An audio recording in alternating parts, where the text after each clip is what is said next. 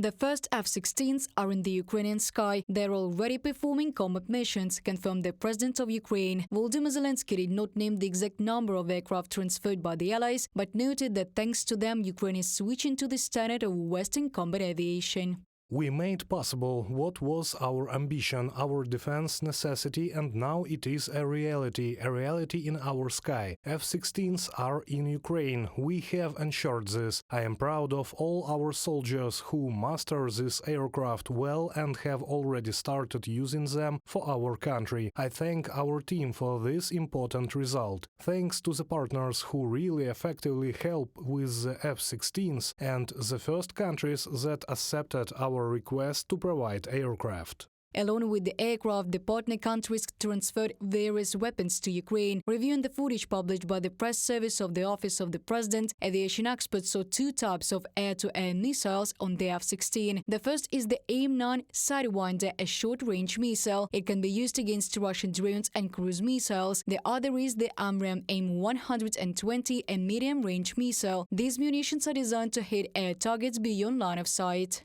What we saw, the analysis that allows us to say that there were AIM-120 of modifications AB, does not allow us to say that other missiles were not transferred. Other, let's say, elements that were visible on this aircraft, they allow us to say that these are fairly new fighter jets or modified. That is, they are not junk. These are good machines that were transferred to us, which can be used, which acquired relevance.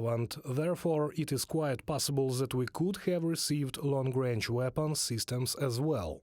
Speaking of other elements, the expert means the AN/ALQ-131 electronic countermeasure system. It warns the crew about the enemy radar radiation and even about missile launch and helps analyze their direction. In addition, Ukrainian F-16s are equipped with electronic warfare-resistant communications and navigation systems.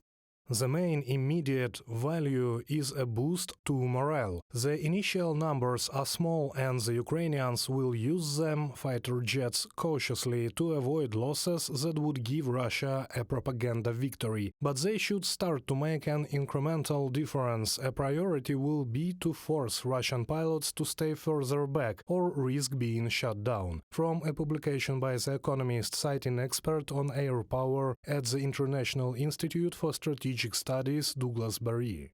Meanwhile, Russia is trying to downplay the potential consequences of the use of F-16 aircraft by the Ukrainian Defense Forces. The American Institute for the Study of War has drawn attention to the publication of several pro-Kremlin bloggers and correspondents. They are trying to convince their audience that the fighter jets allegedly will not change the situation on the battlefield.